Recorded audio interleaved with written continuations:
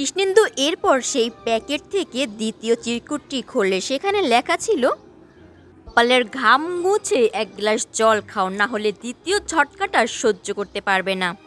কিন্তু এর পরের বক্সটি খুলে দেখে সেখানে লেখা ছিল, হার্টবিট বাড়ছে, তাহলে আর একটু হার্টবিট বাড়িয়ে দে, come on, open the next and last box. এর পরের বক্সটা খুলতেই সেখানে দেখতে পায় তার সাথে সেই চোরগুলোর ছবি। সেখানে সেই গুন্ডা দলের কাছ থেকে সেই গয়নাগুলো নিচ্ছে, সব কিছুই ছবিতে দিচ্ছিল। এগুলো দেখে কৃষ্ণেন্দু আরও ঘামতে থাকে। পরের বক্সটা খুলতেই সে অনেক বড় একটা চিঠি দেখতে পায়, কিন্তু সেটা পড়তে শুরু করে দেয়। সেখানে লেখা ছিল, জামাইবাবু তুমি তো বুঝেই গেছো, আই নো এভরিথিং। ভেবেছিলে আমি এখানে নেই, তুমি সুযোগটাকে কাজে লাগিয়ে you can do anything and everything. Oh no my dear জামাইবাবু, অরণ্য সিংহ রায় প্র্যাকটিক্যালি তোমার সামনে না থাকলেও শত্রুকে জন্য যা যা দরকার পৃথিবীর যে কোনো জায়গায় বসেই করতে পারে। আর তোমাকে বলছি, আজকের রাতের মধ্যেই সব কিছু বাড়িতে বলে দেবে। সেখানে স্পষ্ট কৃষ্ণেন্দুকে থ্রেট দিয়ে দেয়, তাকে আজ রাতটা শুধু ভাবার জন্য সময় দেয়। সেখানে লিখে দেয় যে, রাতটুকু তোমাকে ভাবার জন্য সময় দিলাম, এরপরে তুমি সবাইকে সবটা বলে দিবে। যদি তা না করো, তারপর কি কি হতে চলেছে তোমার সাথে, সেটার জন্যই অপেক্ষা করো। কৃষ্ণেন্দু চিঠিটা বন্ধ করে ঘামতে থাকে আর ভাবতে থাকে, অরণ্য সিংহ রায় আমাকে চ্যালেঞ্জ করছে, আমাকে নাকি শুধু রাতটুকু সময় দিয়েছে বলে চিঠিটাকে টুকরো টুকরো করে ছিঁড়ে সে ভাবতে থাকে, অরণ্য সিংহ রায় আমাকে চাল দিবে, এর পরের চালটা সহ্য করার জন্য তৈরি থাকো। এর পরের সিনে দেখা যায়, রাতের অন্ধকারে কেউ একজন এসে অনুর রুমে চলে আসে। অনু ঘুমন্ত অবস্থায় ছিল, তার মুখে মেডিসিন লাগিয়ে তাকে অজ্ঞান করে ফেলে। এরপর কে সেখান থেকে তুলে নিয়ে যাওয়ার সময় একটু শব্দ হলে পাখি সেই শব্দ টের পায়। সেই আওয়াজে পাখির ঘুম ভেঙে যায়। সে উঠে বসে আর ভাবতে থাকে, এত রাতে কিসের আওয়াজ হচ্ছে এখানে, দেখি তো। এই বলে পাখি দেখার জন্য উঠে চলে যায়। সে দেখতে পায় একজন লোক অন্ধকারে, তার কোলে রয়েছে অনু। পাখি তার পিছু নিতে থাকে, বারবার ডাকতে থাকে, কিন্তু সে কোনো সাড়া না দিয়ে দ্রুতগতিতে সেখান থেকে চলে যায়। পাখি দেখতে পায় অনু কি বারবার অনুদি বলে ডাকতে থাকে, কিন্তু অনুর কোনো সারা শব্দ ছিল না। পাখি বুঝে যায় যে অনু আসলে অজ্ঞান অবস্থায় ছিল। লোকটি দ্রুত গতিতে পালিয়ে যায়, পাখি আর কিছুই করতে পারে না। এরই মধ্যে অরণ্য সেখানে চলে আসে পাখির চিৎকার শুনে। অরণ্য এসে তাকে জিজ্ঞাসা করলে পাখি সবটা খুলে বলে। তখন বলে, তুমি থাকো, আমি দেখছি। এই বলে সে বাইরে চলে যায় দেখার জন্য। সবটা খুঁজেও কাউকে পায় না। এদিকে দিদুন পরমজিৎ সবাই চিন্তা করতে থাকে। দিদুন কান্না করতে করতে বলে, তো রাইতে দিদি বাইরে ক্যাটাই নিয়ে গেল। এদিকে পাখি বলে, অনুদি মনে হয় সেন্সলেস অবস্থায় ছিল, ও অন্যদিকে অজ্ঞান করে তারপরে নিয়ে গেছে। আমি অনেক ডাকাডাকি করেছিলাম, কোনো সারা শব্দই পেলাম না। আমি এত চেষ্টা করেও অন্যদিকে আটকাতে পারলাম না। তখন পুলিশে ইনফর্ম করতে গেলে অর্ক বলে, আমি করছি। এই বলেই সে পুলিশকে বারবার ফোনে ট্রাই করতে থাকে, কিন্তু এত রাতের বেলা পুলিশ ফোনটা রিসিভ করছিল না। তখন অরণ্য বলে, আমি যাচ্ছি পুলিশ স্টেশনে। এই বলে সে পুলিশ স্টেশনে চলে যায়। দিকে দিদিন অনুর কথা ভাবতে ভাবতে কান্নায় ভেঙে পড়ে। পরমজিৎ তাকে সান্ত্বনা দেওয়ার চেষ্টা করে। সবাই বলতে থাকে, এত রাতে কে এমন আছে যে কিনা ওকে এইভাবে তুলে নিয়ে গেল, আর দারোয়ান তাকে কেন রাখা হয়েছে। পাখি তখন কাঁদতে কাঁদতে বলে, আমি দেখেছি লোকটাকে, সে অন্যদিকে এইভাবে নিয়ে গেল, আমি কিছুই করতে পারলাম না, আমি চেষ্টা করেও আটকাতে পারলাম না। পিউ তখন বলে, মন খারাপ করিস না। অপর সিনে দেখা যায়, অরণ্য পুলিশ স্টেশনে গিয়ে দেখে পুলিশ ঘুমাচ্ছে। অরণ্য তখন তাকে ডাক দেয়, বলে যে তার একটা কমপ্লেন আছে।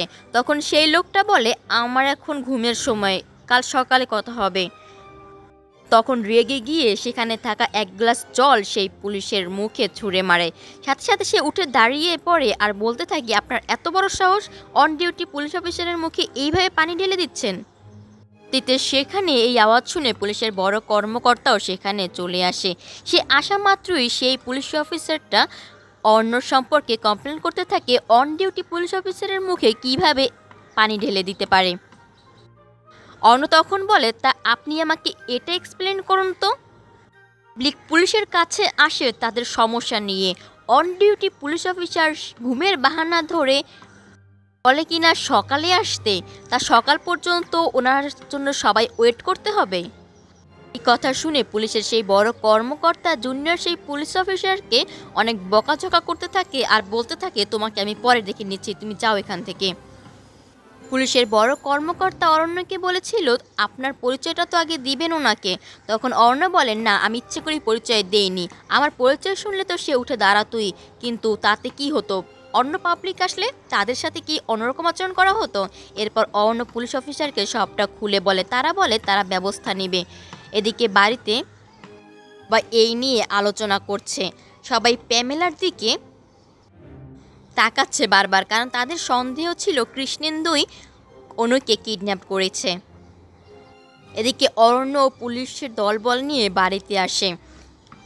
পুলিশের সেই বড় কর্মকর্তা সবাইকে বলে, আপনাদের কাছে আমার কিছু জিজ্ঞাসাবাদ আছে। তখন সবাই বলতে বললে সে বলে যে তারা কাউকে সন্দেহ করছে কিনা, আর প্রথম অনুকে নিয়ে যেতে কে দেখেছে। তখন পাখি বলে, আমি দেখেছি। তারপর সে সবটা খুলে বলে। তো সন্দেহ করা হচ্ছে কি না বললে সবাই প্যামেলার দিকে তাকালে প্যামেলা তখন বলে, সবাই আমার দিকে এভাবে কেন তাকাচ্ছ, তোমাদের মনে হয় কি এর পিছনে আমি আছি? তখন অর্ণ বলে, কৃষ্ণেন্দুকে কাল রাত থেকে আমি একবারও দেখিনি, আর বাড়িতে এত কিছু হয়ে গেল ও একবারও বের হলো না। ও কি আদৌ বাড়িতে ছিল? ও তো বাড়িতে ছিলই না, ও কোথায় ছিল তাহলে? প্যামেলা তখন বলে, কৃষ্ণেন্দু বাড়িতে ছিল না তার মানে কি? তার মানে কি কিডন্যাপটা ওই করেছে?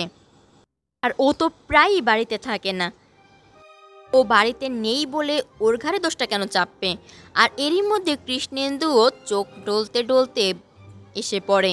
সে এসেই বলে, কি হয়েছে তোমাদের, কি হয়েছে? তখনই অরণ্য কৃষ্ণেন্দুর কলার ধরে তার উপর রেগে গিয়ে বলে, দি কোথায়? তখন কৃষ্ণেন্দু বলে, দি কোথায় মানে কি বলছো তুমি এসব? ছাড়ো ছাড়ো আমাকে। আরও রেগে গিয়ে বলতে থাকে, দিকে তুমি কিডন্যাপ করেছো। এই বলে তাকে মারতে যাবে, তখনই সেই পুলিশ অফিসার বলে, অর্ণ সিংহ রায়, আইন নিজের হাতে তুলে নেবেন না, আমাদের দেখতে দিন বিষয়টা, আমি আপনাকে বারবার বলছি উত্তেজিত হয়ে যাবেন না।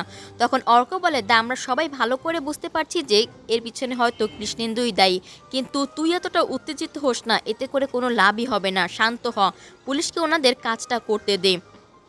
কৃষ্ণেন্দু অভিনয় করতে থাকে সে অনুর জন্য খুবই চিন্তিত, সে কোথায় গেল, কাকে সে নিয়ে গেল। তখন পরমজিৎ রেগে গিয়ে বলে, এ কোনো চিন্তা করছে না, শুধু শুধু এরকম করছে, এ কিছু বলছে সবটা মিথ্যে বলছে, এই আন্নু বেটিকে কিডন্যাপ করিয়েছে। এরপর সেই পুলিশ অফিসার কৃষ্ণেন্দুকে জিজ্ঞেস করে, আচ্ছা আমার কিছু প্রশ্নের উত্তর দিন তো, আপনি রাত থেকে বাড়িতে ছিলেন, আপনি কোথায় ছিলেন? কৃষ্ণেন্দু তখন বলে, আমার মন মেজাজ তেমন একটা ভালো ছিল না, তাই ড্রিঙ্কস করছিলাম, আমি বারে ছিলাম।